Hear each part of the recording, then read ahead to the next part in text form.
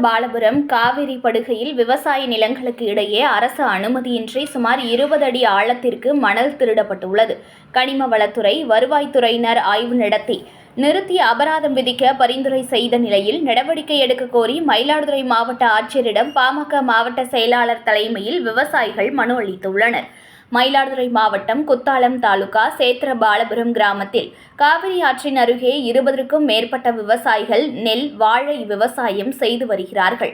இந்த நிலையில் அந்த பகுதியில் உள்ள பீர் முகமது என்பவர் இடத்தில் புஞ்சை நிலத்தில் அரசு அனுமதியின்றி 3 நாட்களில் 15 அடி ஆழத்தில் மணல் தோண்டி எடுத்து 100க்கும் மேற்பட்ட லாரிகள் மூலம் விற்பனை செய்து வருவதாக குற்றச்சாட்டு எழுந்தது.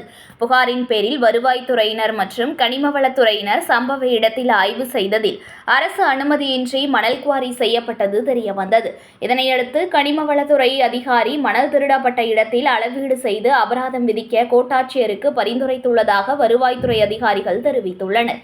இந்த நிலையில் அரசு அனுமதியின்றி புஞ்சை நிலத்தில் மணல் கொள்ளையில் ஈடுபட்ட நபர்கள் மீது நடவடிக்கை எடுக்க கோரி மயிலாடுதுறை மாவட்ட ஆட்சியர் அலுவலகத்தில் நடைபெற்ற மக்கள் குறைதீர் கூட்டத்தில் மாவட்ட ஆட்சியர் ஸ்ரீகாந்திடம் பாட்டாளி மக்கள் கட்சி மாவட்ட செயலாளர் சித்தமல்லி பழனிசாமி தலைமையில் விவசாயிகள் மனு அளித்தனர். இந்த மணல் கொள்ளையால் நிலத்தடி நீர்மட்டம் பாதித்து விவசாயம் செய்ய முடியாத சூழல் ஏற்படும் அபாயம் உள்ளதாகவும் மீண்டும் அப்பகுதியில் மணல் குவாரி அமைக்க முயற்சிகள் நடைபெறுவதாகவும் உரிய நடவடிக்கை எடுத்து சேத்திரபாலபுரம் பகுதியில் மணல் குவாரிக்கு அனுமதி அளிக்கக்கூடாது என்றும் கோரிக்கை விடுத்துள்ளனர்.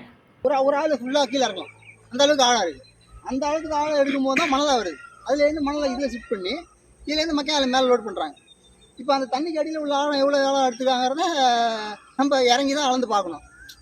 அது உண்மை நல்லா தெரிய மாட்டேங்குது. மேலோட்டமாக பார்க்குறாங்க. இப்போ 10 அடி எடுத்துருக்காங்க அப்படிங்கிறத, தண்ணிக்கு அடியில் 5 அடி 6 அடி இருக்குங்கிறத பார்க்க மாட்றாங்க. அதுமாரி ஃபுல்லாக மணலாகவே லோடு ஏற்றி அனுப்பிட்டாங்க.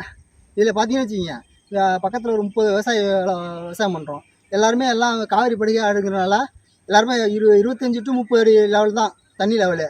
இதில் வந்து சிறு குறு விவசாயிகள்லாம் வந்து ஆயில் இன்ஜினை பயன்படுத்தி விவசாயம் பண்ணிட்டுருக்காங்க. அவங்க குறுவை நட மாட்டாங்க, தாழை மட்டும் தான் நடுவாங்க. அப்போ அவங்களுக்குலாம் இப்போ இது நீராதாரம் கீழே ஒரு 20 அடி கீழே போய்ட்டுனா இன்ஜின் ஆயில் இன்ஜின் வேலை செய்யாது.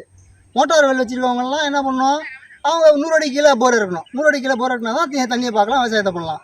இப்போ எல்லாமே இப்போ ஒரு 30 பம்பு விவசாயம் பம்பு செட்டும் ஆயில் இன்ஜின் உட்பட எல்லாருமே மேல் லெவல் தான் விவசாயம் பண்ணிட்டு இருக்கோம். மேல் லெவல் தண்ணி தான் தடுத்து நிப்பாட்டிட்டு இருக்கீங்களா? அது வந்து இப்போ நாகப்பட்டினம் மெயின்ஸில் வந்து பிளாக் பண்ணிட்டாங்க. பிளாக் பண்ணி அதோட இருக்குது. மேற்படி இது இந்த பாத்திக்காரர்களுக்கு இந்த இடத்த பார்த்தீங்கன்னா ஒரு 2.5 ஏக்கர் அவங்களுக்கு இருக்குது. இந்த 2.5 ஏக்கர் முழுசாக வந்து முழுசாகவே வந்து இதேமாரி சூழ்நிலை 15 அடி கீழே ஃபுல்லாக வந்து நோண்டிட்டாங்கன்னு வச்சுக்கிங்க, கண்டிப்பான முறையில் தண்ணி பாதிப்பு ஏற்படும். ஏற்கனவே இந்த டெல்டா மாவட்டத்தில் ONGC பிரச்சனையை தாண்டி இப்போ தான் ஓரளவு நிம்மதியாக விவசாயம் பண்ணிகிட்ருக்கோம். ONGC பிரச்சனை நடக்கும்போது சார் 100 அடி கீழே போர்வெல் பண்ணி வெளில வடி வச்சுருவாங்க. மோட்டாரை போட்டோம்னு வச்சுக்கிங்க, அப்படியே வயலில் தண்ணி ஓடுறப்ப வெறும் தண்ணி வயலில் வந்து வெறும் ஆயிலாக படிஞ்சு கிடக்கும். அந்தமாரி ஒரு சூழ்நிலை இருந்தது அந்த தண்ணியில். அது ஏற்பட்ட பிரச்சனைக்கு அப்புறம் இப்போ அந்த வேளாண் மன்றம் அறிவிச்சதுக்கப்புறம் இப்போ அந்த வெடியெலாம் வைக்காதனால இப்போ அந்த பிரச்சனை இல்லாமல் இருந்துச்சு.